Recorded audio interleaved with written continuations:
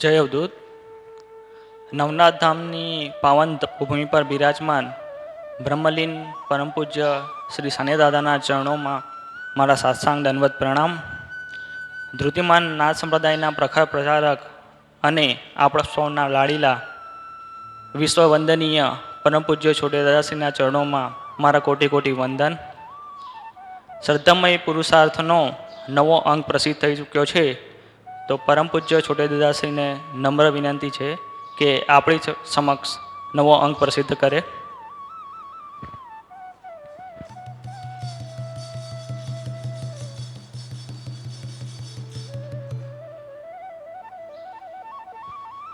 ખૂબ ખૂબ ધન્યવાદ. સૌ નવવેન્દ્ર મિત્રોને નમ્ર વિનંતી છે કે અંક પોતપોતાના સત્સંગ મંડળમાં વાચકો સુધી સત્વરે પહોંચાડી દે. કોરોનાની મહામારી વકરી રહી છે, તો સૌ નાથ ભક્તો સાવચેતી રાખે, માસ્કનો ઉપયોગ કરે, સેનિટાઈઝરનો ઉપયોગ કરે, સોશિયલ ડિસ્ટન્સિંગનું પાલન કરે અને સુરક્ષિત રહે. હવે આજના પાવન દિને પરમ પૂજ્ય છોટે દાદાશ્રીને નમ્ર વિનંતી છે કે આજની વિચાર ગંગા પ્રવાહિત કરે. જય અવધૂત.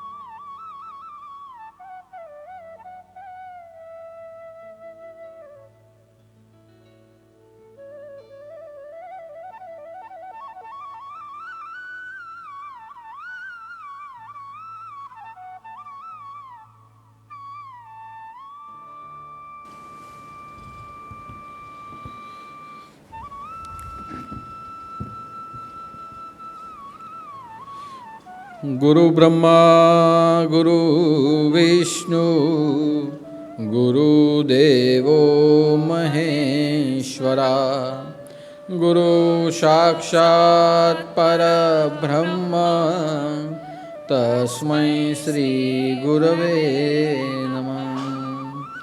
ध्यानमूलं गुरुमूर्ति पूजामूलं गुरुपदं मंत्रमूलं गुरुवाक्य मोक्षमूलं गुरुकृपा. या देवी सर्वभूतेषु मातृरूपेण संस्थिता नमस्तस्यै नमस्तस्यै नमस्तस्यै नमो नमः. सच्चिदानंद सद्गुरु श्री सानेनाथ गुरु मच्छिंद्रनाथ की जय. आनंदी लाल की जय. छोटे दादा की जय.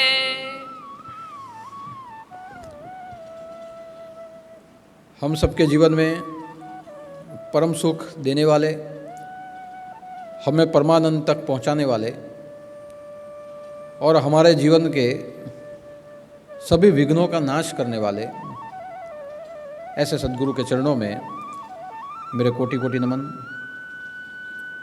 एवं जो भी नाथ भक्त फेसबुक के माध्यम से, यूट्यूब के माध्यम से हर गुरुवार की विचार गंगा का श्रवण कर रहे हैं, हर गुरुवार की विचार गंगा का और गुरु मूर्ति का दर्शन कर रहे हैं, ऐसे सभी नाथ भक्त और धर्मप्रेमी भाई बहनों को मेरा जय अवधूत, जय जय मच्छिंद्र समर्थ और आदेश.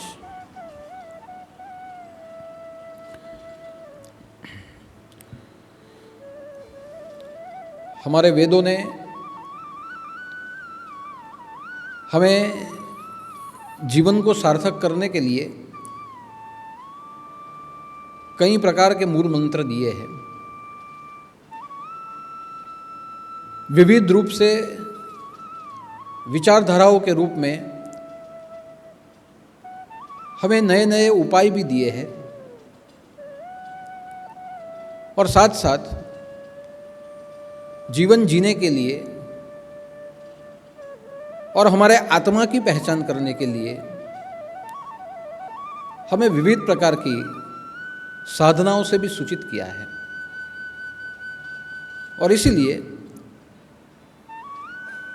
हमारे वेदों का वाक्य है कि सत्यम वद धर्मचर स्वाध्यायात्मन परमदः, के जीवन में सत्य बोलना चाहिए, धर्म का आचरण करना चाहिए और स्वाध्याय में, अभ्यास में, साधना में कभी आलस नहीं होना चाहिए। यह 3 वेदों ने दिए हुए मूल मंत्र है। यह 3 वाक्य अगर हम हमारे जीवन में चरितार्थ करते हैं तो निश्चित ही हमारा जीवन देव स्वरूप हो जाएगा। क्योंकि मनुष्य जीवन को देव स्वरूप मानना, मनुष्य नारायण हो सके ऐसी संभावना मनुष्यों में देखना,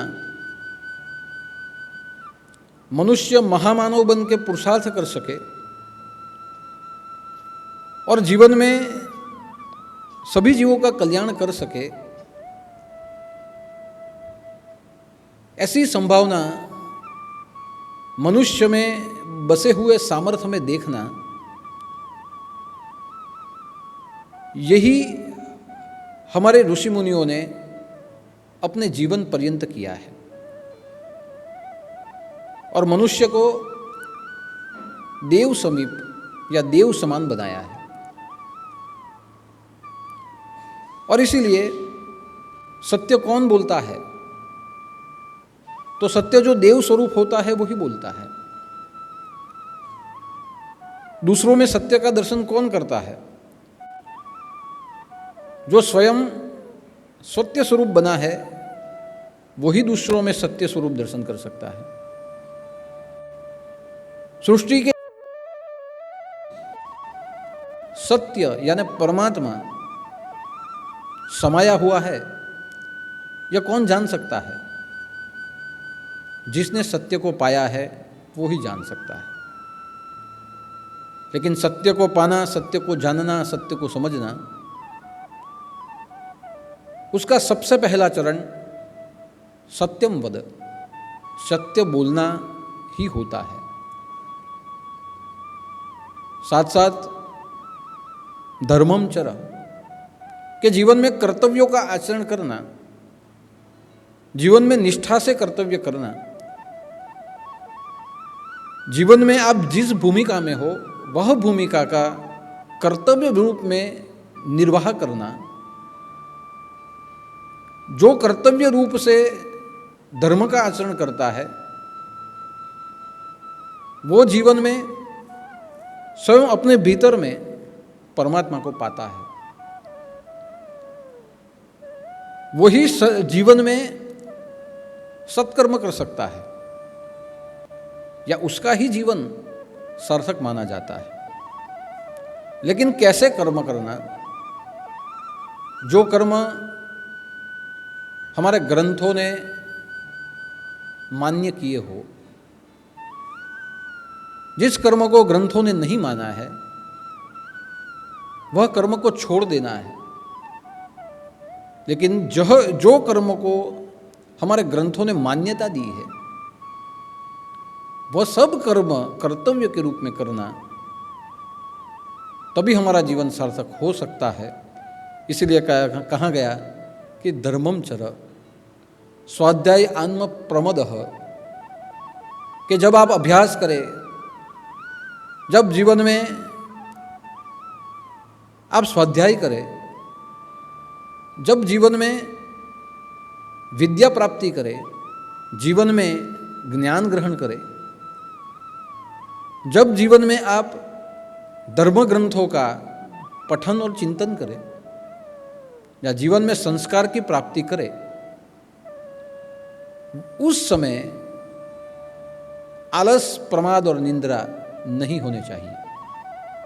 और उसका एक ही कारण है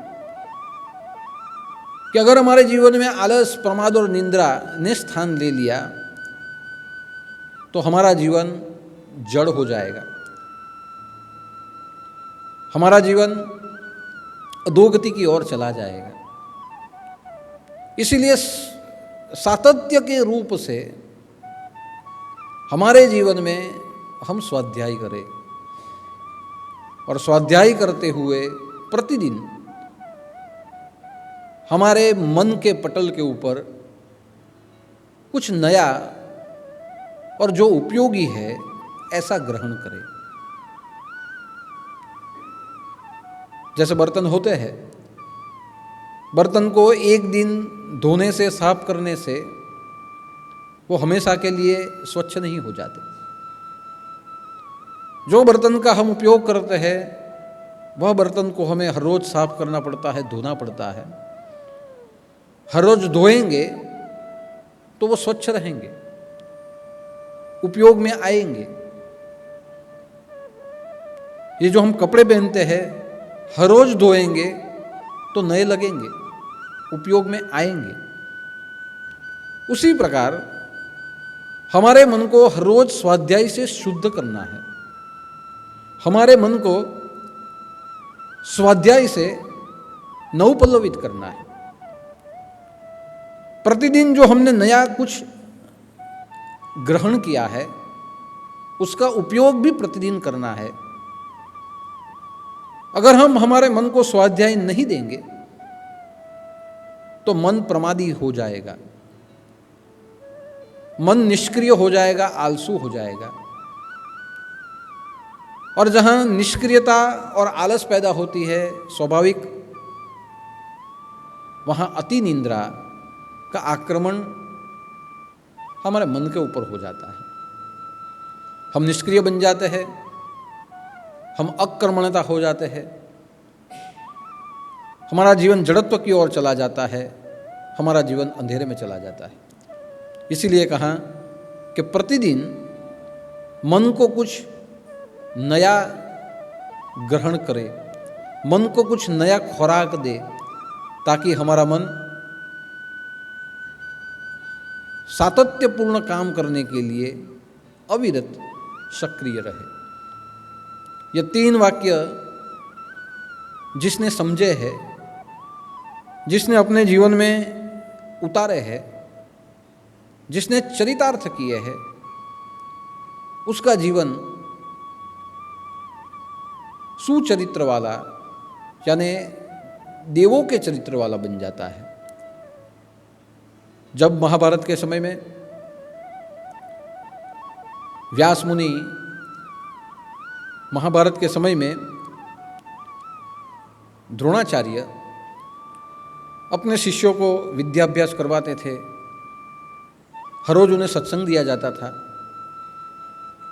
एक दिन जब वेदों की चर्चा हो रही थी तो मुनि महाराज ने ये 3 वाक्य लिखे, सत्यम वद धर्मचर स्वाध्यायान्म प्रमदः। ये 3 वाक्य लिखे।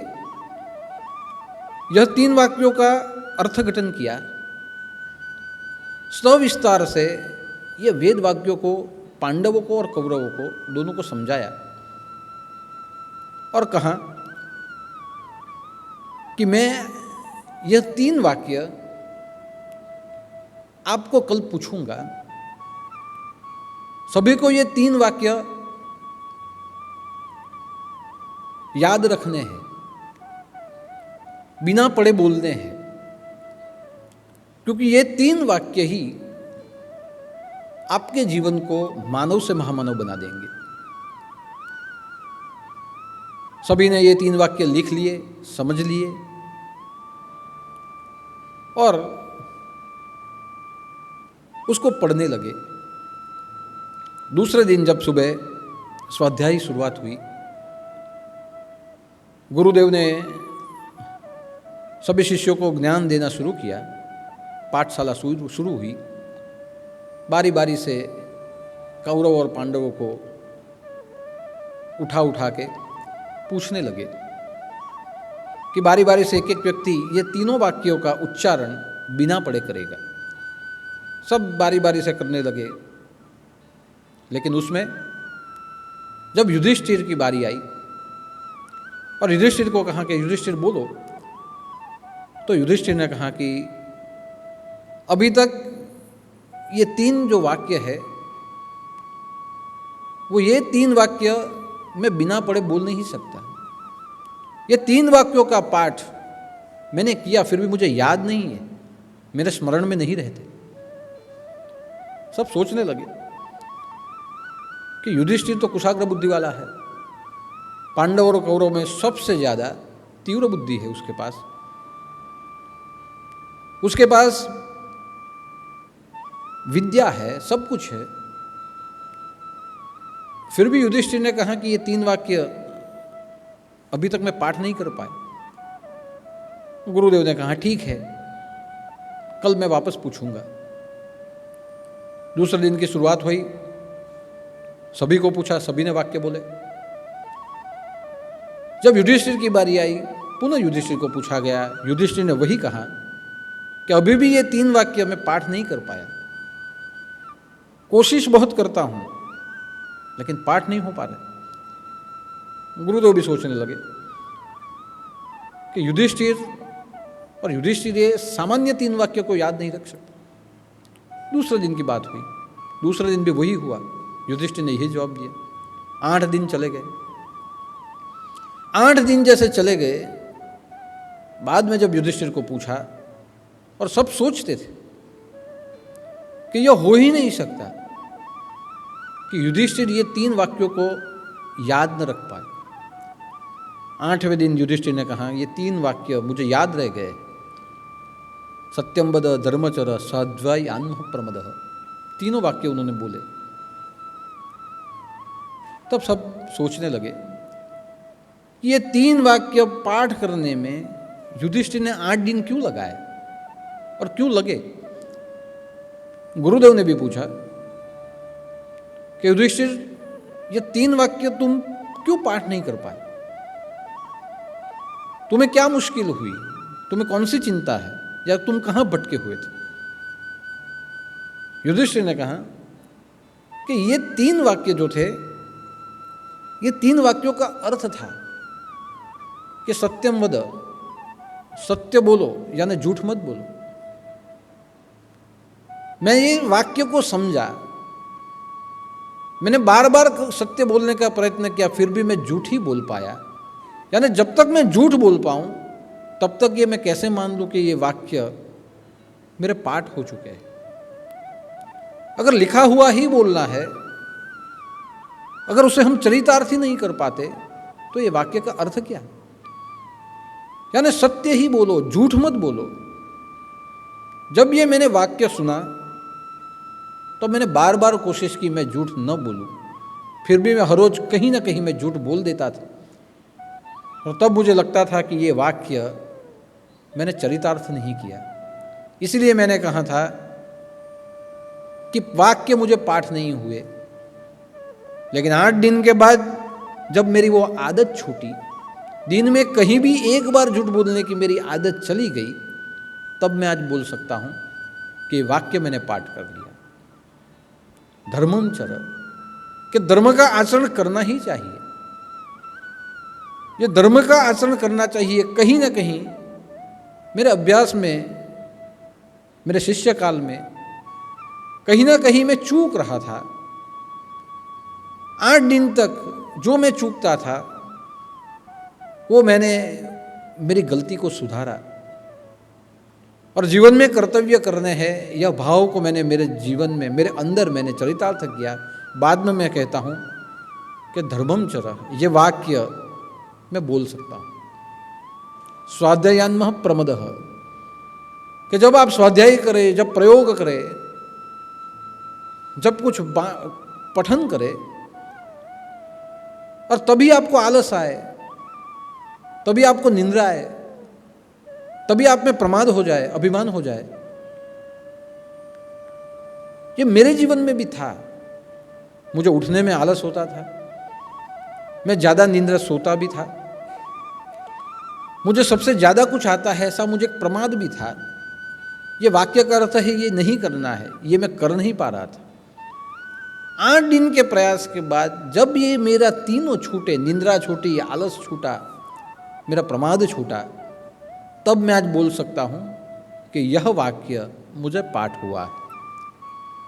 और आप देखिए कि कौरव और पांडवों में सबसे ज़्यादा श्रेष्ठ युधिष्ठिर को ही माना गया है।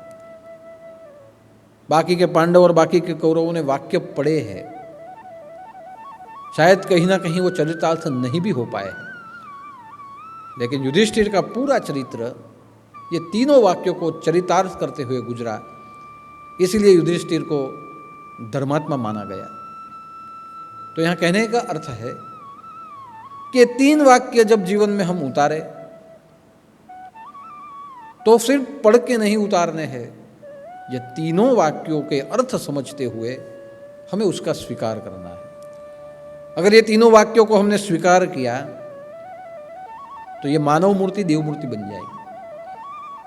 लेकिन मानव मूर्ति देव मूर्ति बन सकती है, फिर भी हजारों में से कोई 10 या कोई 5, कोई 2 ही देव समान या देव समीप हो सकते हैं, बाकी के क्यों नहीं? तो उसका एक ही कारण है कि यह जो 3 वाक्य है उसको चरितार्थ करने में शायद हमने समय गंवाया है, शायद हमने आलस की है, शायद हमने प्रमाद किया है।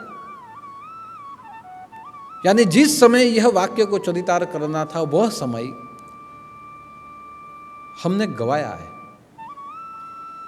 इसलिए आप ज्यादातर देख सकते हैं कि मानव को सामाजिक प्राणी कहा गया, कि मानव सामाजिक प्राणी है।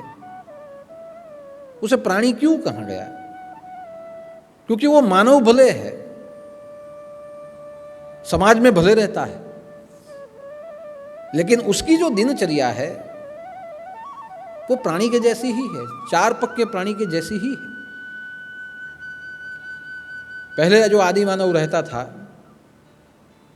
वो ऐसे ही जंगलों में रहता था, गुफाओं में रहता था।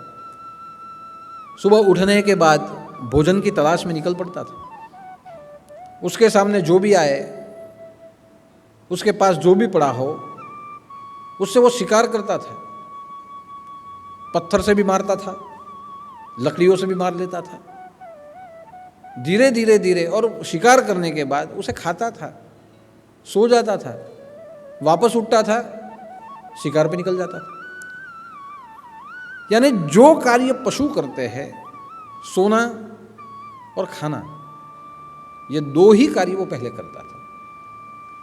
बाद में धीरे धीरे धीरे धीरे वह मानव में समझ आई कि जब ठंडी की ऋतु पड़ती है तो शरीर पे ठंडी लगती है, तो उसने कहीं ना कहीं अपनी बुद्धि का उपयोग करते हुए पेड़ों की छाल निकालते हुए अपने वस्त्र बना लिए। धीरे धीरे उसे समझ आई कि गर्मी की सीजन में गर्मी लगती है, तो उसे अपने रहने की व्यवस्था नदी के आसपास, किनारे के आसपास करने लगा। ज़्यादा से ज़्यादा हवा उसे मिल पाए ऐसा व्यवहार, ऐसी व्यवस्था वो करने लगा। बारिश की सीजन में जो कच्चा मकान है बह जाता है, बारिश में जो हमने बनाया है वो बह जाता है। वो जब उसे पता चला तो उसने बारिश न लग पाए ऐसी सुविधा की। पहले वो कच्चा खाता था, बाद में उसे पता चला कि कच्चा अगर मैं खाऊंगा तो मुझे पचेगा नहीं, मेरा पाचन नहीं हो। धीरे धीरे धीरे उसकी समझ में आया, उसने अग्नि की तलाश की। धीरे धीरे धीरे वही अग्नि से प्रकाश पैदा किया, उसने दिए की खोज की। धीरे धीरे धीरे धीरे उसने एक आधुनिक औजार बनाने चालू किए। धीरे धीरे धीरे जैसे जैसे उसमें ज्ञान बढ़ा, संवेदनशीलता बढ़ी, वैसे वैसे नर ने मादा को ढूंढा और अपनी काम वासना तृप्ति करते हुए उसने एक संसार की रचना की। वही संसार 1 से 2, 2 से 4 धीरे धीरे पूरा समाज बना, समाज से विश्व बन गया। तो मानव सामाजिक प्राणी है। दूसरे प्राणियों के पास सोना खाना और मिथुन के सिवाय उनके पास जीवन ही नहीं। मानव भी यही करता है, करने का उसका ढंग कुछ अलग है।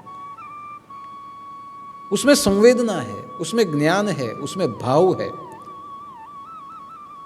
वो दुख और सुख को समझ सकता है, मान और अपमान को समझ सकता है। और जैसे वो समझ सकता है उस प्रकार वो समाज में अपने आजू बाजू के व्यक्तियों के साथ भाव से और माया से वो रहता है। बाकी मनुष्य को भी प्राणी ही कहा गया, क्योंकि वो समाज में रहता है, इसीलिए सबके लिए कुछ न कुछ करता है या अपने परिवार को संभालता है। बाकी उसकी दिनचर्या तो यही है। जो सुख पशु भोगते हैं वही सुख विज्ञान के साथ मिलके वो भोगता है। साधन संपन्न होके वही सुख को वो भोगता है। यानी कल्पना की गई, ऋषियों ने कल्पना की कि मानव देव बने।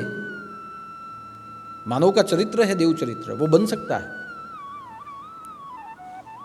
मानव ईश्वर समान बन सकता है, महामानव बन सकता है, अगर ये करे तो, सत्य बोले तो, धर्म का आचरण करे तो, प्रमाद को छोड़े और कर्तव्यशील बने तो।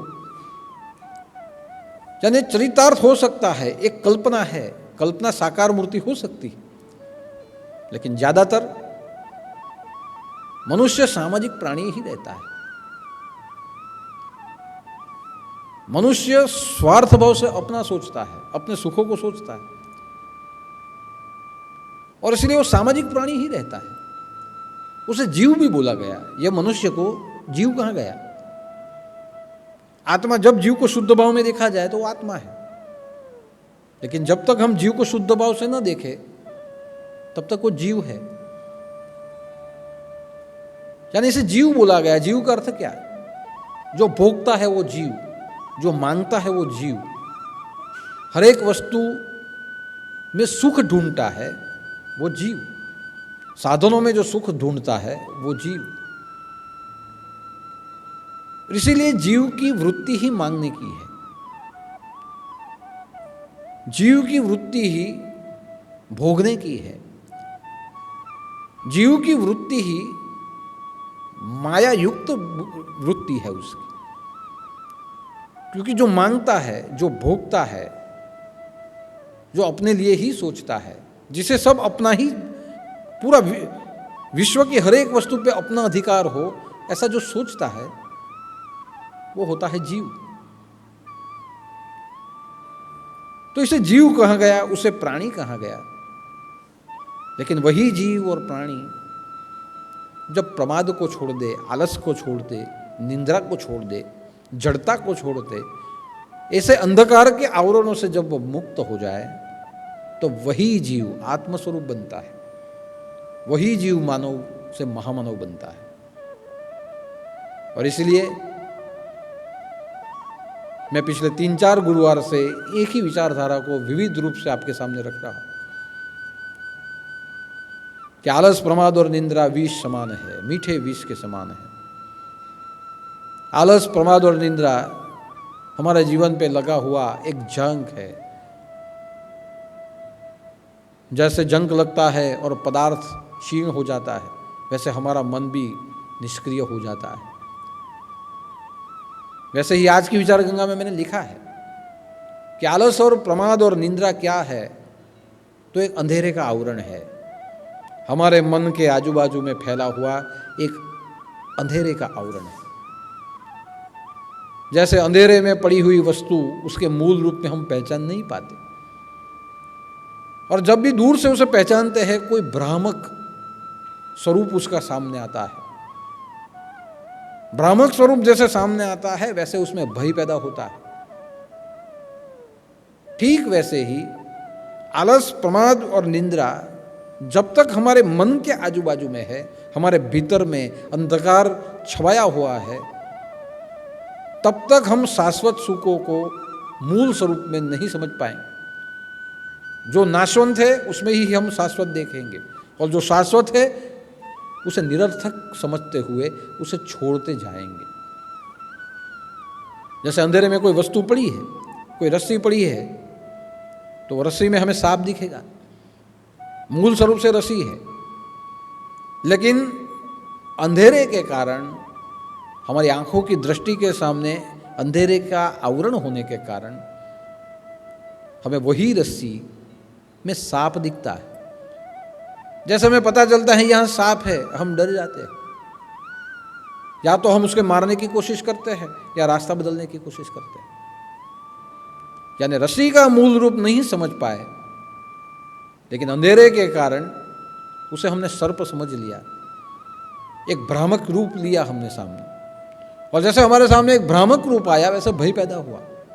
जैसे भय पैदा हुआ, वैसे अगर सांप हमें काटेगा और हम मर जाएंगे तो एक दुख का भाव पैदा हुआ कि मेरे मरने के बाद क्या होगा। तो आलस, प्रमाद और निंद्रा एक अंधकार है। आप रास्ते में जा रहे हो, अगर आपको रास्ता देखना है रात के अंधेरे में, तो आपको दिए की आवश्यकता लगेगी, आपको टॉर्च की आवश्यकता लगेगी।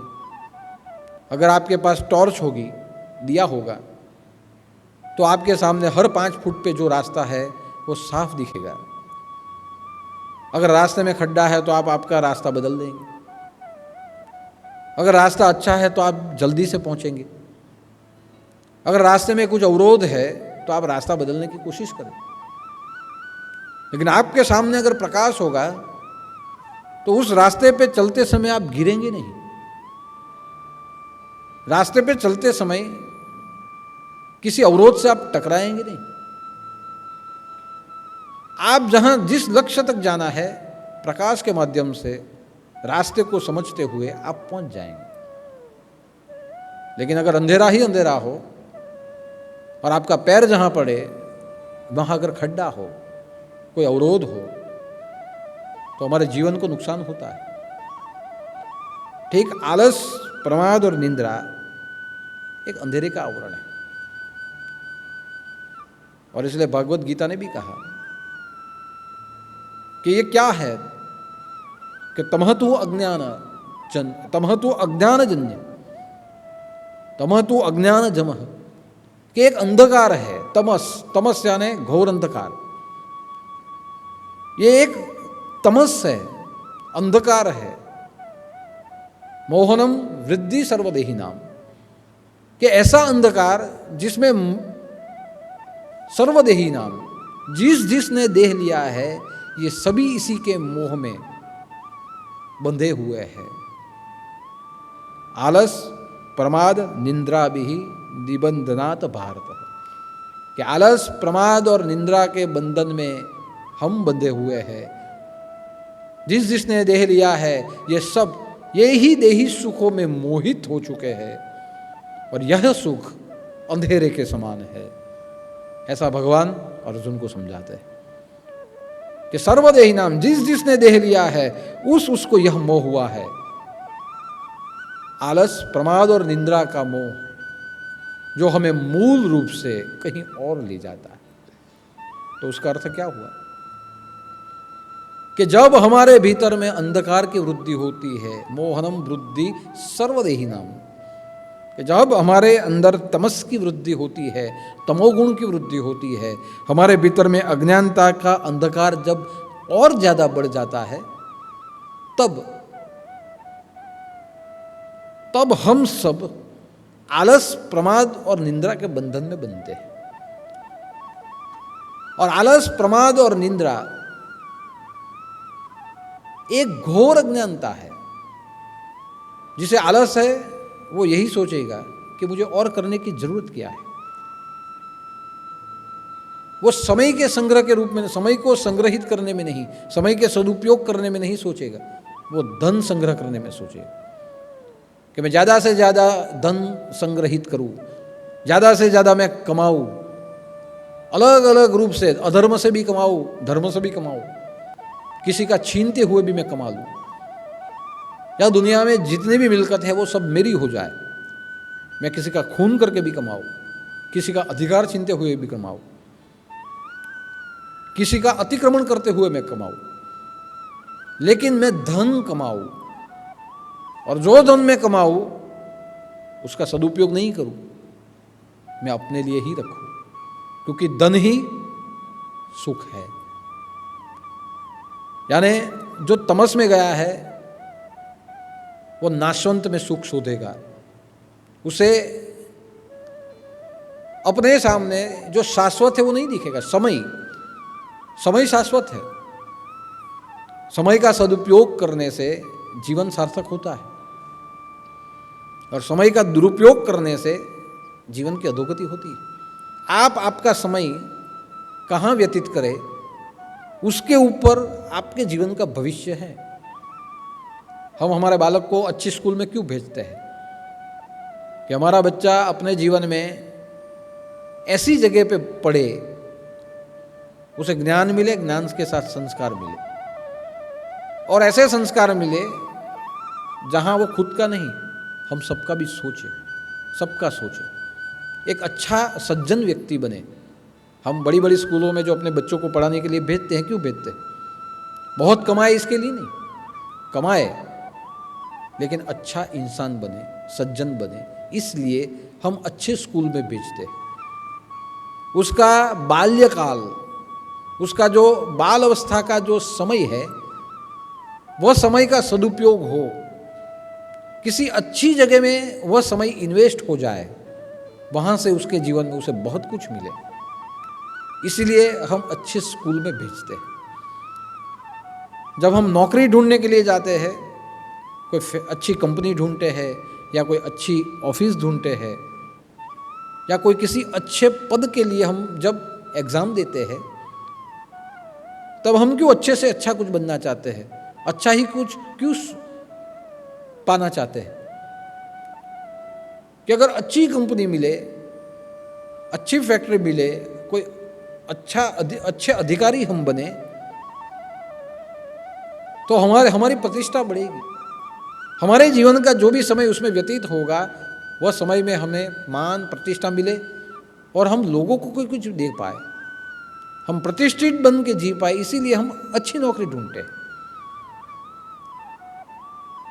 उसी हिसाब से आप देखिए, हम अच्छी लड़की क्यों ढूंढते हैं? हम रूप देखते हैं मगर रूप से ज़्यादा उसका परिवार देखते हैं कि इसका रूप तो अच्छा है लेकिन उसका फैमिली बैकग्राउंड कैसा है, उसके माँ बाप क्या करते हैं, उसके घर में भाई बहन क्या करते हैं, वो कहाँ रहती है, क्या करती है, सबको संभाल पाएगी या नहीं पाएगी, कितनी पढ़ी है, ये सब क्यों देखा जाता है? लड़के के पीछे इतना क्यों देखा जाता है? कितना पगार है, कहाँ पढ़ता है, कहाँ काम करता है, कहाँ बैठता है, कहाँ उठता है। सबसे पहले ये भी देखते हैं वो दारू पीता है कि नहीं पीता है, वो जुआ खेलता है कि नहीं खेलता है। हाँ, बाद में हमें झूठ बोल के हम किसी से शादी कर ले और बाद में पता चले, वो 2 नंबर की बात। लेकिन यह सब देखा जाता है। क्यों देखा जाता है? कि जिसको हम हमारे घर में लाने वाले हैं या जिसे हम भेजने वाले हैं, उसका जीवन, उसका समय व्यतीत अच्छा हो, उसे अच्छा समय प्राप्त हो, उसे बाकी का जीवन सुख सुविधापूर्ण मिले, उसे शांतिपूर्ण जीवन मिले, उसे समृद्धि मिले।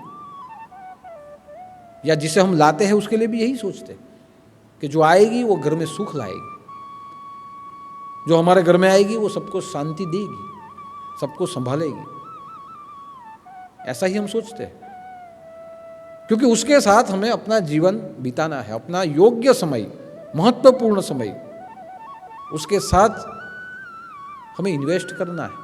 तो जो हम समय दे रहे हैं वो हमें सुख में, शांति में, सुविधा में, संतोषमय, उसमें ये सब मिले। तो धन से नहीं मिलता, धन से हमें सुख मिलता है, ये अज्ञानता है। ज़्यादा से ज़्यादा धन कमाना एक प्रमाद है और एक बार धन संग्रहित हो जाए बाद में वही धन को पड़े रहने देना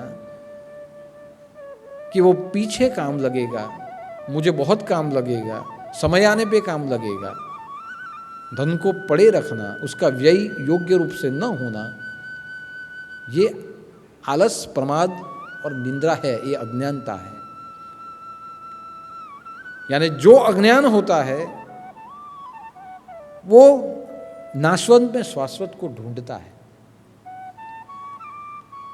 लेकिन जो ज्ञानी होता है वो हमेशा शाश्वत ही ढूंढता है, शाश्वत सुखों को ही पाता है। आप देखिए, कोई व्यक्ति अगर सिगरेट पीता हो, दारू पीता हो, तो उसमें स्वाद नहीं होता, लेकिन उसमें से जो नशा आता है उस नशे को वो शाश्वत मानता है, और उसे भी पता है कि यह नशा जैसे उतरेगा वैसे मैं पहले जैसा हूं वही मैं हो जाऊंगा, पहले की चिंता जो मुझे है वही मुझे सताने लगेगी, मेरे शरीर में कमजोरी भी फैलेगी। उतने समय तक ही मैं ये सब भूल पाता हूं, और जो मैं सेवन करता हूं, जो सेवन करता हूं वो नुकसान करता है, उससे रोग फैलता है। फिर भी वह दुख उसे सुख के समान लगता है, वो जानते हुए भी उसका नशा, उसका प्रमाद उसे छोड़ने नहीं देता। आज जीवन में जितनी भी वस्तुएं बनी है, विज्ञान ने बनाई है, हमने बनाई है, दुनिया में जितनी भी वस्तुएं बनी है उन सब वस्तुओं को अच्छा माना गया है, पैसे को भी अच्छा माना गया है, लेकिन मैंने ये नहीं देखा कि दारू बनाने वाले ने भी दारू को अच्छा कहा, या किसी ने दारू अच्छा है, सिगरेट अच्छा है, व्यसन अच्छा है। व्यसन को किसी ने अच्छा माना ही नहीं है। व्यसन बुरा है यही कहा जाता है, दारू पीना बुरा है यही कहा जाता है, गांजा पीना बुरा है यही कहा जाता है। दुनिया में सब चीज़ों के लिए अच्छा कहा जाता है, लेकिन जो न पीना पिए, न खाना खाए, उसे अभक्ष ही कहा जाता है, उसे अच्छा कभी नहीं कहा जाता। जो बनाते हैं उसे भी पूछ लीजिए कि क्या इससे पीने से फायदा होगा, वो भी आपको समझाएंगे कि हम तो व्यापार करते हैं, आप पीते हैं, हम व्यापार करते हैं, जो नुकसान है वो आप जाने। लेकिन वही दुख अज्ञानता के कारण, प्रमाद के कारण हमें सुख लगता है। इसलिए नाशवंत वस्तुओं में, नाशवंत साधनों में सुख को ढूंढना ये जीव का एक स्वभाव, क्योंकि जीव ग्रहण करने में मानता है, जो उसे मिले उसे चाहिए। अच्छा मिले तो भी वो स्वीकारता है, बुरा मिले तो भी वो स्वीकारता है। अनुभव आने के बाद वो छोड़ता है, लेकिन जीव भोगता है, जीव ग्राहक है। जैसे हम बाजार में जाते हैं, 100 रुपया लेके जाते हैं, 1-2 वस्तु खरीदेंगे, लेकिन जैसे मॉल में घुसते हैं वैसे हमारे बजट से बाहर भी हम खरीदी करके आते हैं। बाकी का उधार, हम उधार से भी खरीद के आते हैं। क्यों हमने उधार लिया? वस्तु तो हम 2 खरीदने के लिए गए थे, लेकिन 2 की जगह 5 वस्तु खरीद के आए, और उधार क्यों करके आए? ग्राहक, हमारा मन ग्राहक है। अच्छा मिले या बुरा वो लेना जानता है, लेकिन जहां अज्ञानता से वो ले, आज के सुख को समझते हुए ले, वो नाशवंत है। लेकिन वो शाश्वत देख के कुछ ले तो समझ लीजिए कि उसमें आनंद होता है। और इसलिए धन का उपयोग हो, लेकिन ज्यादा संग्रहित न हो, तो वह ज्ञान, लेकिन धन ही सब कुछ है ऐसा समझना, ये अज्ञान और ये प्रमाद। व्यसन ही सब कुछ है ये समझना, अज्ञान, प्रमाद और आलस, उसे ही कहा जाता है। और इसलिए कहा गया कि ये अंधकार का आवरण है। यह अंधकार का आवरण हमारे भीतर में है। यह अंधकार के आवरण को लेके हम 24 घंटे घूमते हैं, हमारे साथ ही ये आवरण रहता है। और इसलिए जब हम भजन करें, जब हम भक्ति करें, तो उसमें भी यह आवरण, यह भक्ति भाव से या आत्म साक्षात्कार से हमें वंचित करता है। मन के आए हुए विचारों की ओर वो ले जाता है, लेकिन हम हमारे आत्मा के स्वरूप को पहचान पाए आत्म साक्षात्कार की ओर नहीं ले जाता। अगर हमारा आत्म साक्षात्कार हुआ, हमने हमारे आत्मा को समझा, तो ये तीनों अंधकार निकल जाएंगे, क्योंकि ज्ञान के द्वारा हम समझ सकते हैं। आप यहाँ आते हो, भजन करते हो, भक्ति करते हो, कितना आनंद आता है। आप अपने घर पे बैठे हुए भजन भक्ति करते हो, कितना आनंद आता है। आप आपके घर पे बैठे हुए कुछ भी करते हो, भक्ति भाव करते हो, या बीच में अभी लॉकडाउन था तो रामायण सीरियल आती थी, सब लोग हर रोज देखते थे, कितना आनंद आता था। कथा को देखना सीरियल के रूप में कितना आनंद आता था। तो यह जो आनंद है, यह शाश्वत आनंद है कि जिससे ज्ञान की वृद्धि होती है, जिससे जीवन में संतोष पैदा होता है, जिससे जीवन में शांति मिलती है, यह आनंद है। लेकिन साधन जन्य आनंद, व्यसन जन्य आनंद, आलस प्रमाद और निंद्रा का आनंद, यह नाशवंत है। निंद्रा जब निकालेंगे, ज़्यादा निंद्रा निकाले अच्छा लगे, जैसे निंद्रा टूटती है वैसे दुख होता है। उठने के बाद उपाधि शुरू हो जाती है। तो जब हम भजन करें, भजनानंदी बने, तभी भी ये तमस हमारे अंदर होता है। और जब तक ये तमस हमारे अंदर होता है, तब तक भजन, भक्ति, ध्यान, साधना, ये सब में विक्षेप होता है। इसलिए आपने देखा होगा कि कभी कभी प्रवचन चलते हैं तो प्रवचन में भी नींद आती है लोगों को। ये क्या है? ये निंद्रा। कभी कभी प्रवचन चलते हैं तो जैसे व्यसन है, वो बार बार बाहर उठ के जाने की कोशिश करते हैं। ये क्या? ये प्रमाद। कि चालू भजन में, चालू सत्संग में, चालू भक्ति भाव में आपको प्रमाद ने बाहर खींचा, नशे ने आपको बाहर ले गया।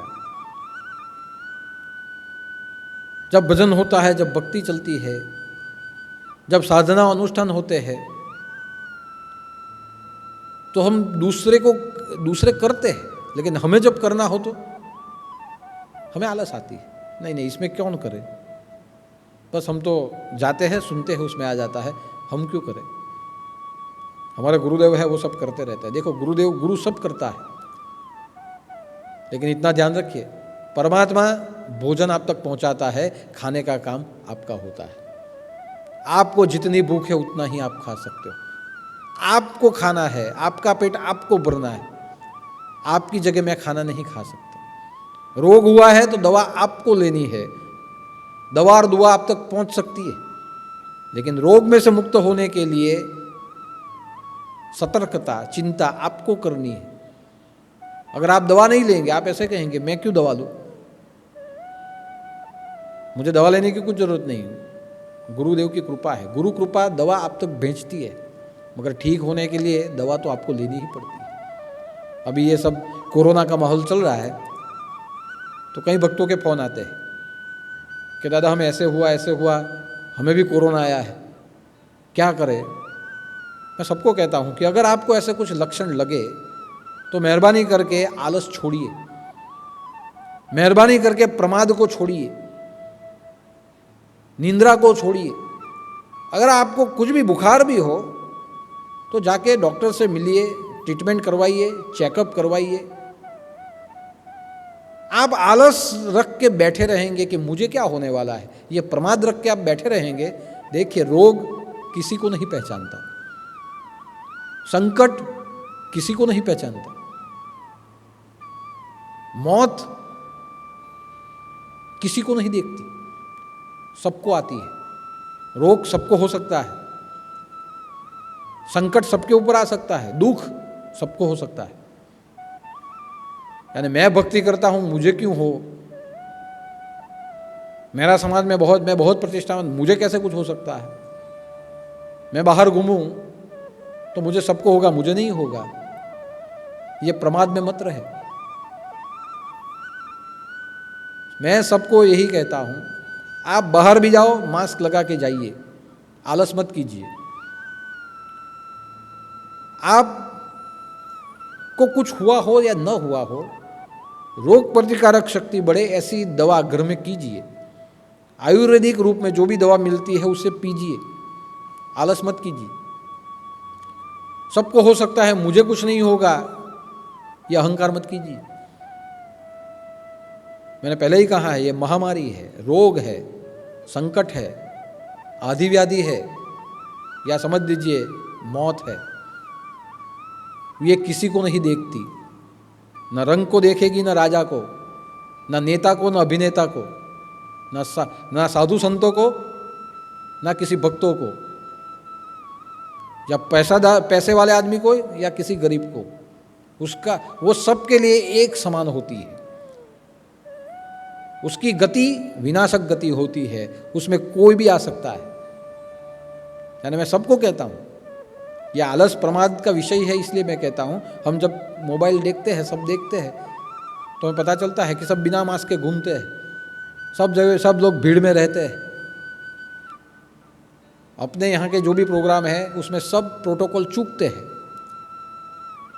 ऐसा मत कीजिए। एक बार ये मुश्किल आ गई, बाद में निकलने में बहुत परेशानी होगी। गुरु कृपा है, गुरु कृपा अनंत, सब कुछ है, गुरु अनंत, गुरु कृपा अनंत। लेकिन आपकी चिंता आपको भी करनी पड़ेगी, कर्म तो आपको भी करना पड़ेगा। ऐसा आलस और ऐसा प्रमाद मत कीजिए। माहौल बहुत खराब है, तो सब अपने आप को संभाले। भगवान भी उन्हें ही मदद करता है जो अपनी चिंता करते हैं। यह समय ऐसा है, हमें अपनी भी चिंता करनी है, अपने परिवार की करनी है और पूरी दुनिया की करनी है। इसलिए उस गुरुवार को मैंने कहा था कि अगर कोई बीमार हो तो आश्रम में न आए, क्योंकि आप बीमारी लेके यहाँ आएंगे तो दूसरों को आप प्रसाद में दे देंगे बीमारी। प्रसाद बांटना मेरा काम है, आपका नहीं। आपको सर्दी हो, आपको जुकाम हो, आपको बुखार हो, मत आइए। या मैं तो कहता हूँ बाहर भी मत निकलिए, आपके आजू बाजू वाले को भी आप मत दीजिए। आपको अगर हो तो आप घर में बैठिए, दवा कराइए, जो भी होता है, अगर रस्सी लेनी है ले लीजिए,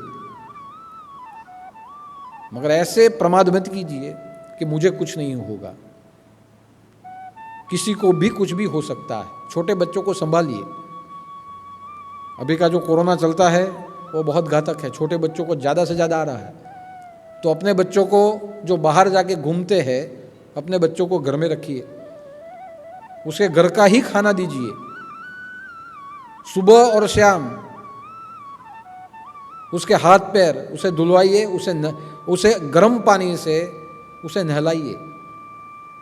हर एक व्यक्ति को 2-2 बार नहाना चाहिए जीवन में, ऐसे भी हर रोज भी, लेकिन ऐसे समय में जरूरी कि बाहर जाओ, हाथ पैर धुओ, लेकिन दिन में 2 बार नहाइए। अपने बच्चों को भी नहलाइए गर्म पानी से और घर का ही खाना खिलाइए। अपने बच्चों को संभालिए, समय बहुत विकट है। और इसलिए मैं कहता हूँ, आलस को छोड़िए, प्रमाद को छोड़िए, अभिमान को छोड़िए। हमारे पास कुछ नहीं, मैं तो कहता हूँ दवा भी नहीं है इस समय पे। हमारे पास एक ही चीज़ है, प्रार्थना। हम भगवान को प्रार्थना कर सकते हैं, हम भगवान से दुआ कर सकते हैं। मेरे पास या आप सबके पास प्रार्थना ही है। भगवान की बंदगी हम कर सकते हैं कि आने वाली आफत से हम सबको बचाए, पूरे दुनिया को बचाए। उसके सिवाय किसी के पास कुछ नहीं। इसलिए ये अज्ञानता से बाहर निकले और सब अपने आप को संभाले। हम सबको भगवान संभालेगा, लेकिन पहले हम सब अपने आप को संभालें। तो मेरा कहने का तात्पर्य है कि अज्ञानता जहाँ हो जाती है, तमस जहाँ फैल जाता है, वहाँ नाशवंत में हम शाश्वत को ढूंढते हैं। धन में सुख को ढूंढते हैं, व्यसनों में सुख को ढूंढते हैं, साथ साथ हम किसी का छीन लेने में हम सुख को ढूंढते हैं। और ऐसे सुख जहां हम साधनों में हम सुख को ढूंढते हैं, लेकिन हमारे अंदर का तमस हमें छोड़ना पड़ेगा। या भजन में हम आते हैं सुख लेने के लिए आते हैं, लेकिन यहां भी अगर हमारे भीतर में यह तमस है तो हमें शाश्वत सुख से वो वंचित करेगा। और जहां वो शाश्वत सुख से हमें वंचित कर देता है, वहां समझिए कि हमारा जो समय हमने बिताया है, ये समय ये वेस्ट हो जाता है। यानी जब आप भजन कीर्तन सत्संग में आओ और उसमें जो आपको आनंद आता है, वह आनंद अविरत रहे, इसीलिए आप सतर्क रहे। आपका ध्यान केवल और केवल प्रवचनों में रखे, भजन कीर्तन में रखे। यह भजनानंद ये शाश्वत सुख में माना गया है। संतोष, शाश्वत सुख का अर्थ है संतोष।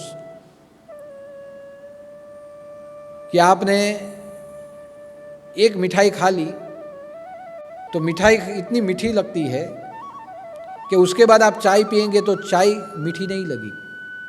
मिठाई के मीठेपन में उसके बाद चाय पिएंगे, चाय मीठी नहीं लगेगी, चाय फीकी हो जाएगी। वैसा ये भजन है कि भजन ये ऐसा मीठा सुख है, ऐसी मिठाई है भजन, सत्संग, पूजा पाठ, सेवा, ये ऐसी मिठाई है कि एक बार अगर इसने आपने खा लिया तो बाद में दूसरी नाशवंत चीज़ों के पीछे आप नहीं पड़ेंगे, वो सब फीका लगेगा।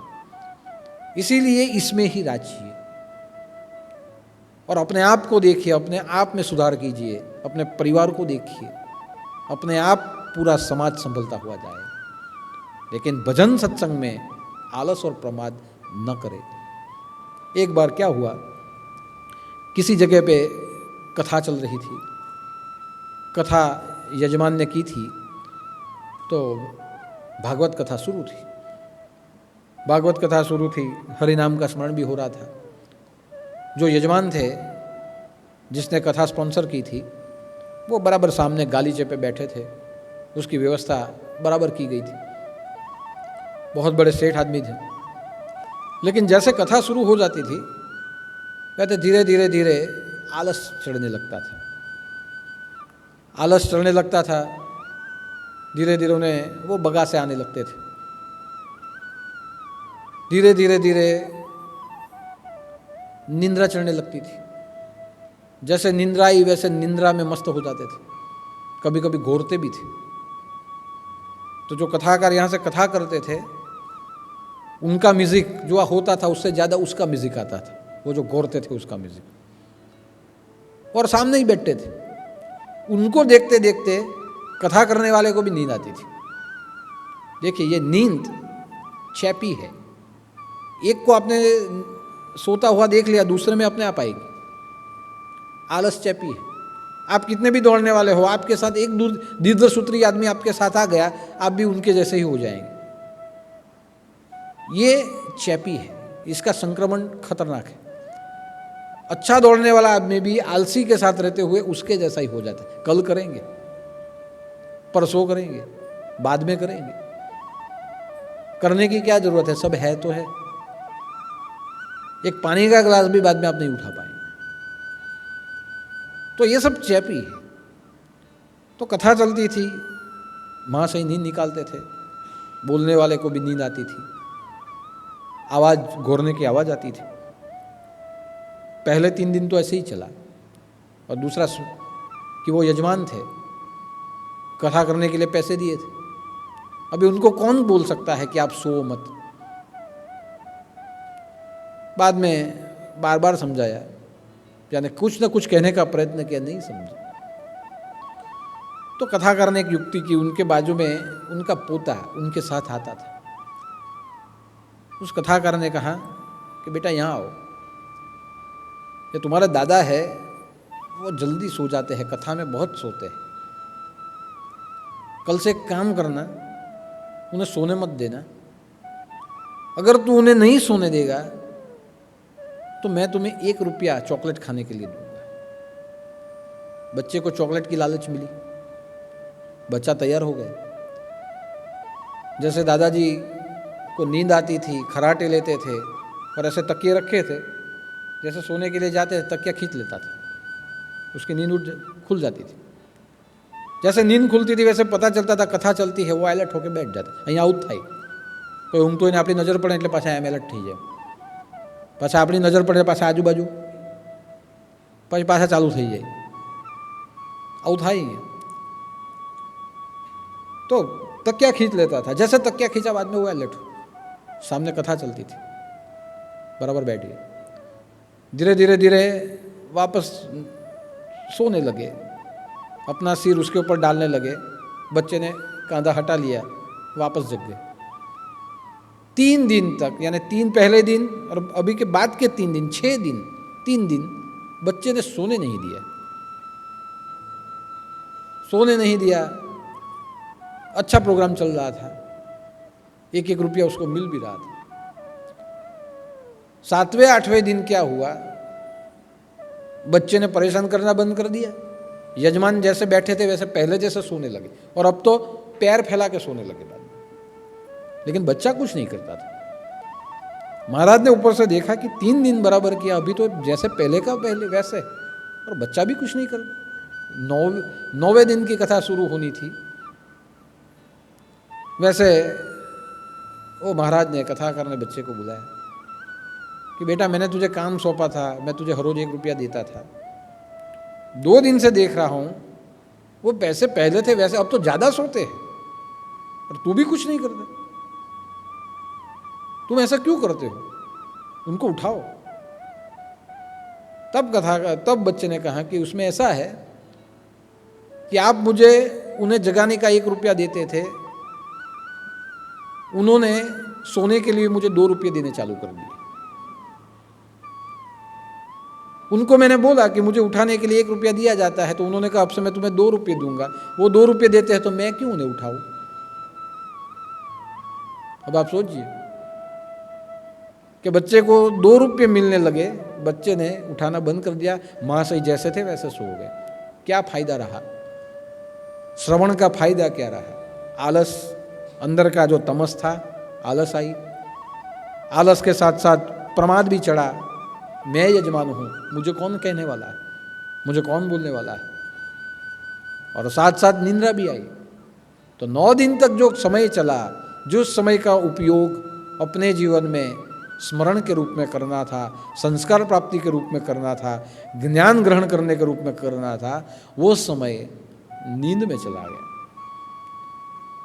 अच्छे से अच्छा समय नींद में चला गया। बाद में महाराज ने पूछा, यजमान जी कथा में मजा आई, बहुत मजा आई। पहले दिन, बीच के 3 दिन नहीं आई, बाकी 3 दिन बहुत मजा आई, क्योंकि सोना मिल गया। तो आप सोचिए कि भक्ति भाव में भी आलस, निंदा और प्रमाद, ये तीनों आवरण ऐसे है जो नाशवंत को शाश्वत सुख मान लेते हैं। निंद्रा ही शाश्वत, आलस ही शाश्वत। आलस में आप जो सोचो वो बराबर होता है, मुझे क्या करने की जरूरत है, मैं जहां हूं वहां बराबर, प्रयास को छोड़ देते हैं। और जब हम ऐसे प्रयासों को छोड़ दे, भाग्य के ऊपर सोचना चालू कर दे, जो नसीब में लिखा वो होगा, कर्म करना हम छोड़ दे, भाग्य के ऊपर ज्यादा विश्वास कर ले, तो वहां समझ जाइए कि वहां हमारी गति जड़ हो जाएगी, वहां हम मूड हो जाएंगे, वहां हम अंधेरों में चले जाएंगे। वहां हम किसी का नुकसान तो नहीं करेंगे, खुद का नुकसान। देखिए, आलस ज्यादातर अपने खुद का नुकसान करती है, प्रमाद अपने साथ साथ सबका नुकसान, दूसरों का भी नुकसान करता है। और जहां अति निंद्रा होती है, वहां अति निंद्रा भी केवल और केवल अपना नुकसान करती है। इसीलिए ये तीनों ऐसे हैं, ऐसे आवरण है जिस आवरण को हमें हटाना पड़ेगा, और वही आवरण हट जाए, इसीलिए ध्यान, जप, स्तुति, प्रार्थना, पूजा पाठ, सेवा, यह सब निर्माण किया गया है। कि आश्रम में क्यों जाए? आश्रम का अर्थ है जहाँ आत्मा को विश्राम प्राप्त हो, ऐसा स्थान आश्रम। लेकिन आत्मा को विश्राम कब प्राप्त हो, आपको विश्राम कब मिलेगा? आपने पूरा दिन कुछ नहीं किया तो आपको नींद आएगी, विश्राम मिलेगा? आपको भूख लगेगी? आपने काम ही नहीं किया तो आपकी भूख पैदा होगी? आपने पूरा दिन कुछ नहीं किया, बैठे ही रहेंगे तो नींद आएगी? आत्मा को विश्राम कब प्राप्त हो? तो आश्रम का एक दूसरा भी अर्थ है कि आश्रम में जाने के बाद मन को श्रम पैदा हो, मन को श्रम मिले, और जहां मन को श्रम मिलता है वहां आत्मा को विश्राम प्राप्त होता है। आलस, प्रमाद, निंद्रा, व्यसन, ये सब मन को श्रम नहीं देते। यह सब मन को प्रोत्साहित करते हैं निष्क्रिय करने में।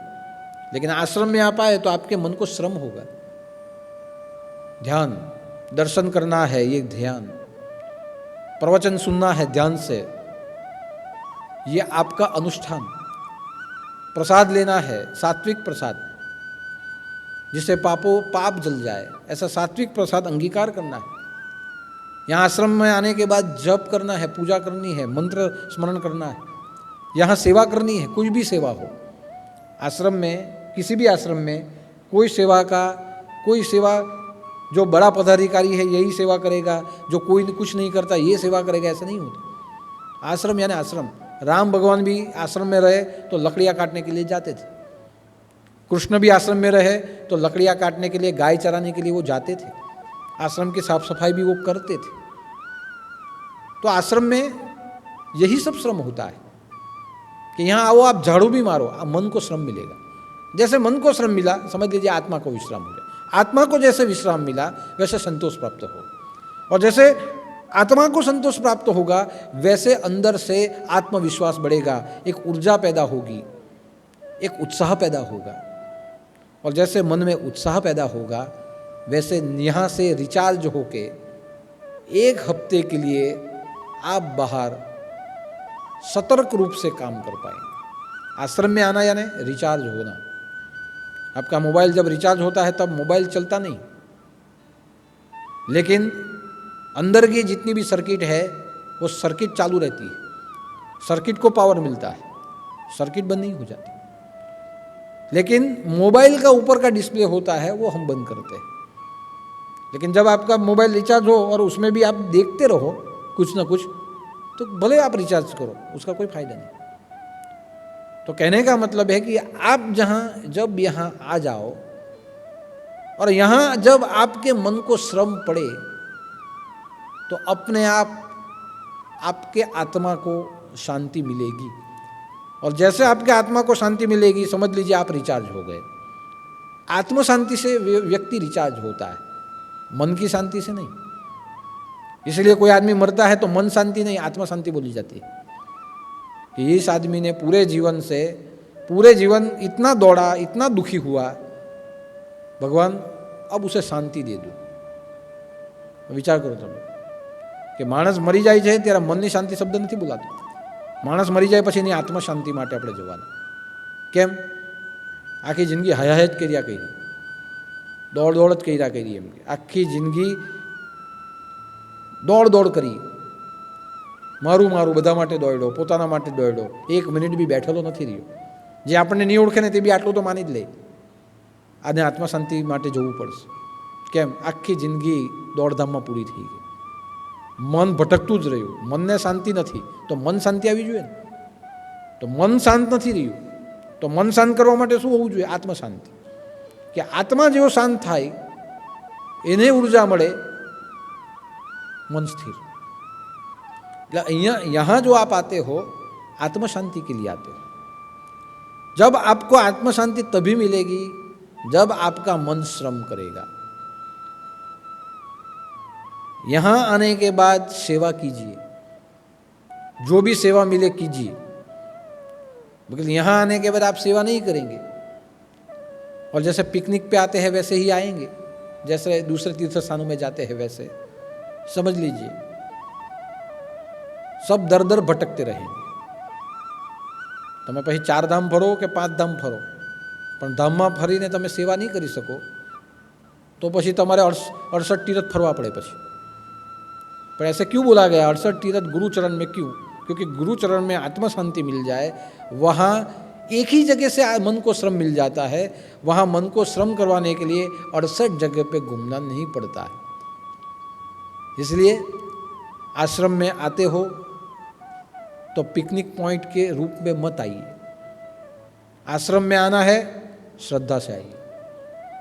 आश्रम में आना है, सेवा करनी है तो निष्ठा से कीजिए। और दूसरी बात, तीसरी बात, महत्व की बात, कि अगर आश्रम में आपको कुछ भी देना है, विश्वास से दीजिए कि मैं 10 रुपया भी देता हूँ, यह 10 रुपया 1 लाख रुपया बन के दुखियों तक पहुँचता है। कहीं ना कहीं ये जाता है, कहीं ना कहीं सेवा होती है। मैंने 10 रुपये रखे, उसका बराबर उपयोग होगा कि नहीं होगा? मैंने 1 लाख रुपये दिए, दादा ने बराबर यूज़ किए या नहीं किए? विश्वास से दीजिए। जो भी कुछ देना है विश्वास से, आना है श्रद्धा से, सेवा करनी है निष्ठा से कीजिए। ये 3 साथ में लेके आप आएंगे तो मैं आपको लिख के देता हूं, दुनिया में पैसा खर्च करने के बाद भी जो नहीं मिलता वो यहां से मिलेगा, और वो है आत्म शांति। मन का श्रम और आत्मा की शांति पैसा खर्चने के बाद भी नहीं मिलती, जो आपको गुरु दरबार से आज तक मिलती आई है, आगे भी मिलेगी। और वो तभी मिलेगी ज्ञान के द्वारा, ये 3 आवरण जब हमारे नष्ट हो जाए। और जब ये हमें मिलता है तब हम 1 हफ्ते के लिए कर्म करने के लिए, पुरुषार्थ करने के लिए, लोगों को उपयोगी होने के लिए, हमारे परिवार के लिए हम तैयार हो जाते हैं। इसलिए ये 3 वाक्य जो भी है उसमें एक वाक्य मूल कि सत्यम, सत्य तो बोलना ही है, सत्य ही बोलिए, सत्य का आचरण कीजिए, धर्म का आचरण कीजिए। लेकिन सत्य और धर्म का आचरण करते हुए भी आलस मत कीजिए, प्रमाद मत कीजिए। प्रमाद दोनों जगह पे भी छोड़ना पड़ेगा। कोरोना रूपी महामारी फैली है, उसमें से बचने के लिए भी आलस छोड़ना पड़ेगा, प्रमाद छोड़ना पड़ेगा, दवा लेनी पड़ेगी। कई लोगों के फ़ोन आते हैं कि हम दवा नहीं लेने वाले, दादा बैठे हैं, कृपा हो जाएगी, हम दवा नहीं लेंगे। मेरे पे फ़ोन आते हैं कि दादा पिताजी को समझाइए, माँ को समझाइए, ये कहती है मैं दवा नहीं लेने वाली, मैं चेकअप नहीं करवाने वाली, दादा की कृपा है हो जाएगा। तो मैं उनको फ़ोन लेके उनको कहता हूँ, कृपा तो है ही, लेकिन दवा आपको करनी पड़ेगी। दवा आपको करनी है, दवा आपकी, दुआ मेरी, ये साथ में रहेगी। लेकिन आलस मत कीजिए, जड़ता मत लाइए, समय ऐसा है करनी पड़ेगी। तो जब जब कोई भी बीमार पड़े, कुछ भी हो, उसके लिए जो भी करना है वो दवा कीजिए, आयुर्वेदिक दवा कीजिए, मास्क पहनिए, डिस्टेंस रखिए, बीमार हो तो घर में ही रहे, घर का ही खाइए, और सब लोग एक दूसरे को आश्वासन दे। ये समय ऐसा है जहाँ आश्वासन की ज़रूरत है। कोई बीमार भी पड़ जाए उसका हौसला बढ़ाइए, उसे प्रोत्साहन दीजिए, चिंता मत कर, अच्छा हो जाएगा, उसे मोटिवेट कीजिए। जो बीमार है, जैसे कोरोना हुआ है, उसे आप कहेंगे अरे रे कोरोना हो गया, अब क्या होगा, वो मरने के पहले मर जाएगा। उसे प्रोत्साहित कीजिए, चिंता मत करो, कुछ नहीं होने वाला। अगर मानो कि उसके भाग्य में मौत लिखी है तो निश्चिंत होके आए, हम क्यों उसको डराए? किसी को डराइए मत। अगर घर में किसी को हो जाता है तो उसको सपोर्ट कीजिए, उसका ख्याल रखें, बार बार उसको देखें, जो चीज चाहे उसको पहुंचाए। और कोई व्यक्ति अकेला हो, उस तक नहीं पहुंचा जाता, तो गुरु बंधु जो भी आजू बाजू में रहते हैं उसको इन्फॉर्म करें कि मेरी ये स्थिति है, मुझे अस्पताल ले जाए। तो मैं अपने जो भी गुरु बंधु है उनको इतना जरूर बोलना चाहूँगा कि उसकी सुविधा करके दे, उसे अस्पताल तक पहुँचाए। दवा पानी के लिए पैसा नहीं है, मेहरबानी करके ये समय सोचने का नहीं है। 1-2 हज़ार रुपये आपके चले जाएंगे, कोई प्रॉब्लम नहीं पड़ेगा, लेकिन उस समय पे दवा जरूरी है, उसे दवा का प्रबंध करके दीजिए। उसके लिए खाने का जरूरत है तो उसे खाना पहुंचाइए, भले घर में न जाए लेकिन उधर तक उसको पहुंचाइए। वो अकेला लड़ रहा है, और अकेला जहां लड़ता है, जहां कोई साथ में नहीं, वहां अगर अपने ही साथ में न हो तो क्या होगा। तो प्रोत्साहन दीजिए, डिस्टेंस रखिए मगर प्रोत्साहन दीजिए। और मैं सबको बोलता हूं, चिंता मत करें, महामारी आई है लेकिन हमें विश्वास है, हमें श्रद्धा है, पूरा विश्व इसमें से मुक्त होगा।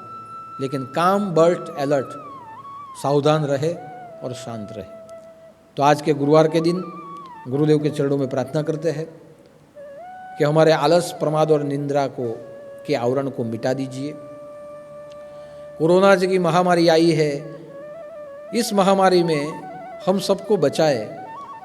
अगर हमारे कोई गुरु बंधु इस महामारी के संक्रमण में आए हैं तो हम सब उन सब के लिए प्रार्थना करते हैं कि भगवान उनको स्वस्थ करे, उनको तंदुरुस्त करे, उनको योग्य दवा मिले, उन सब का स्वास्थ्य जल्दी से जल्दी ठीक हो जाए और वापस वो सब गुरु दरबार में आके सेवा कर सके।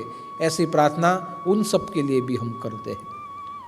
और जो भी कोरोना महामारी में जो चले गए हैं उनके लिए भी हम आत्मा शांति के लिए प्रार्थना करते हैं कि ऐसी महामारी के कारण जो आत्मा आपके पास आए हैं, उनकी मृत्यु हो चुकी है, उनका निर्वाण हो चुका है, तो उन्हें शांति मिले और बहुत जल्दी वो नए रूप में नया शरीर लेके तंदुरुस्त होके पुनः गुरु दरबार में जुड़े, उनका सेवा योग यहीं से वापस शुरू हो, ऐसी भी हम प्रार्थना करते हैं। तो 25 बार गुरु मंत्र बोलते हुए प्रार्थना करते हैं, हम सब सेफ रहे, तंदुरुस्त रहे, सावधान रहे।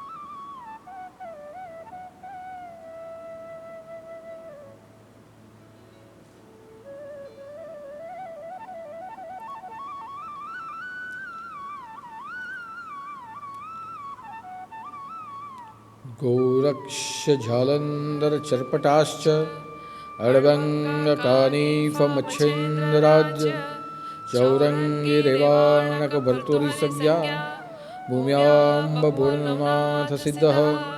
जय जय मच्छिन्द्र समर्थ, जय जय मच्छिन्द्र समर्थ, जय जय मच्छिन्द्र समर्थ। स्वामीनाथ महाराज की जय, छोटे दादा की जय। ओम पूर्णमदः पूर्णमिदं पूर्णात् पूर्णदच्यते पूर्णस्य पूर्णमादाय पूर्णमेवावशिष्यते। ओम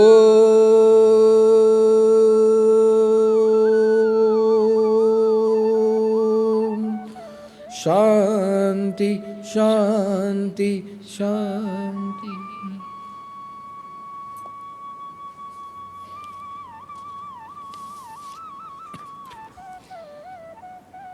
चैत्र नवरात्र की शुरुआत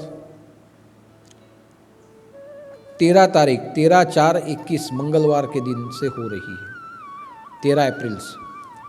और चैत्र नवरात्र की पूर्णाहुति 21/4/21 यानी बुधवार रामनवमी के दिन होगी। तो हर साल में चैत्र नवरात्र में, आसो नवरात्र में, शाकंभरी नवरात्र में आपको अनुष्ठान मिलता है। ये अनुष्ठान तैयार हो चुका है, विचार गंगा के माध्यम से ये कॉपी मिल जाएगी आपको। और ये जो भी अनुष्ठान है आप प्राप्त कर लीजिए। और ये नवरात्रि में घर बैठे ही ये महामारी से बचने के लिए, सबकी सुख की कामना करने के लिए हमें ये अनुष्ठान करना है। अनुष्ठान में सबसे पहले गुरु मंत्र की एक माला करनी है। बाद में ये मंत्र है जो बोलना है, और वह मंत्र जो मैं आप बोलता हूँ आप भी मेरे साथ बोलिए। ओम ओम श्री श्री भयमोचिनी भयमोचिनी देव्येय नमः। देव्ये नमः। इसका अर्थ होता है कि जो भय है, मृत्यु का भय, आदि व्याधि उपाधि हमें लग जाए ऐसा भय, ये महामारी हमें लग रही है ऐसा भय, इन सब भय में से हे देवी हमें मुक्त करें। भय मोचिनी देव्येय नमः, कि भय को विनाश करने वाली, संकट को नाश करने वाली हे देवी, मैं आपका स्मरण करता हूँ, इस भय से मुझे उगारिए। तो इस बार का मंत्र है ओम श्री भय मोचिनी देव्येय नमः। उसकी 5, 7 या 9 आप माला कर सकते हैं। उसके बाद श्री राम परिवार गायत्री, क्योंकि रामनवमी के दिन अनुष्ठान पूरा हो जाता है, तो राम परिवार गायत्री जो मैंने खुद बनाई है, यह गायत्री का पाठ करना है, और नीचे का जो अनुवाद है भावार्थ, इसे भी आपको पढ़ना है। पहले मंत्र बोलना, बाद में भावार्थ पढ़ना है, और ऐसे उसे 11 बार करना है। मंत्र है, गायत्री मैं बोल रहा हूँ, आप भी बोलिए।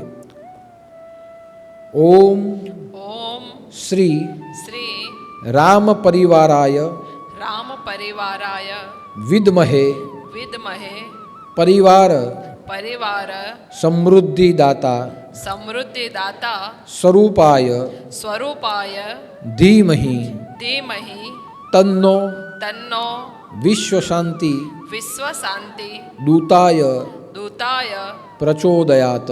प्रचोदयात। ओम ओम चैतन्य चैतन्य श्री श्री राम परिवाराय नमः।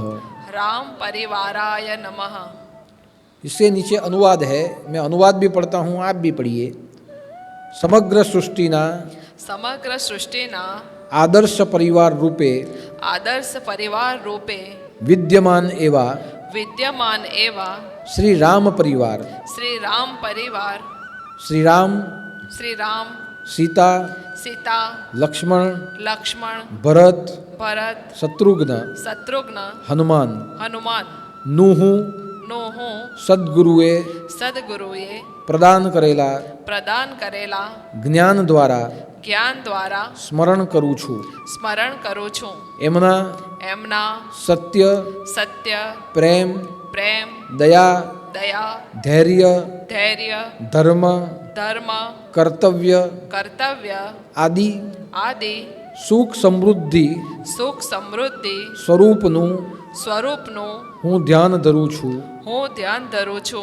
તેથી હે હે વિશ્વ શાંતિ દૂત વિશ્વ શાંતિ દૂત વિભૂતિઓ સમગ્ર વિશ્વના પ્રત્યેક પરિવાર પર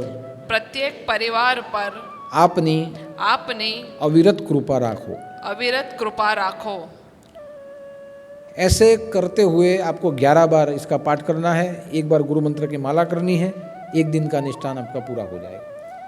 दूसरी बात कि रामनवमी का उत्सव, उसके लिए क्या निर्णय लेना है, ये मैं अगले गुरुवार को आपको मैं बता दूंगा। लेकिन वर्तमान समय में महामारी का कोप ज़्यादा है, और इसीलिए सरकार जिस प्रकार से हमें निर्देश करेगी उस प्रकार से उत्सव हमें कैसे मनाना है उसके लिए हम सोचेंगे। लेकिन अगले गुरुवार को उत्सव के विषय में मैं आपको कहूँगा 23 अप्रैल कैसे मनानी है या नहीं मनानी है, उसके लिए भी जो भी मुझे कहना है यह मैं अगले गुरुवार को मैं आपको कहूँगा। यानी 15 तारीख का जो गुरुवार आएगा, यह गुरुवार पे चर्चा होगी कि रामनवमी और अमर दिवस हमें कैसे मनाना है या नहीं मनाना है। लेकिन नवरात्रि 13 तारीख से प्रारंभ है, तो आप सब ये अनुष्ठान कीजिए, शक्ति प्राप्त कीजिए, और पूरी महामारी से मुक्त होने के लिए पूरे विश्व के लिए आप प्रार्थना कीजिए। तो ये अनुष्ठान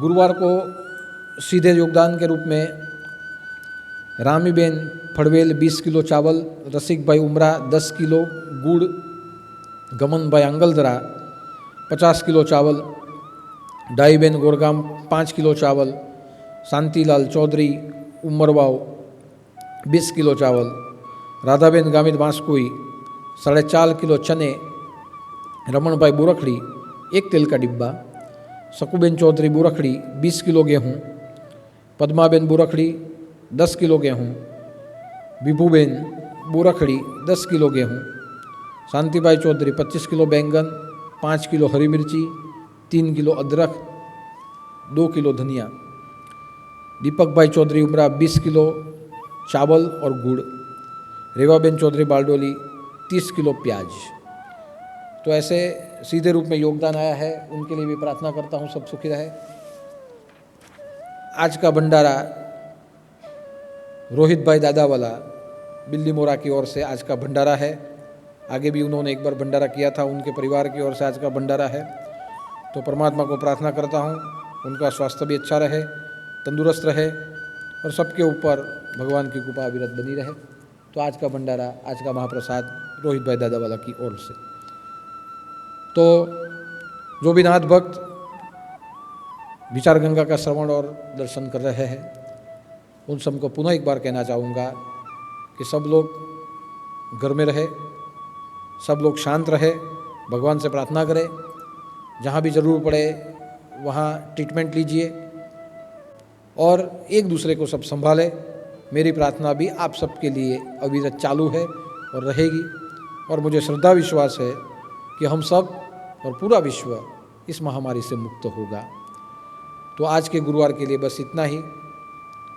सब वहाँ बैठे भक्ति करें और जो अनुष्ठान मैंने दिया है वो अनुष्ठान घर बैठे हुए अवश्य करें। तो आज के लिए इतना ही। सभी भक्तों को मेरा जय उदुत, जय जय मच्छेंद्र समर्थ और आदेश।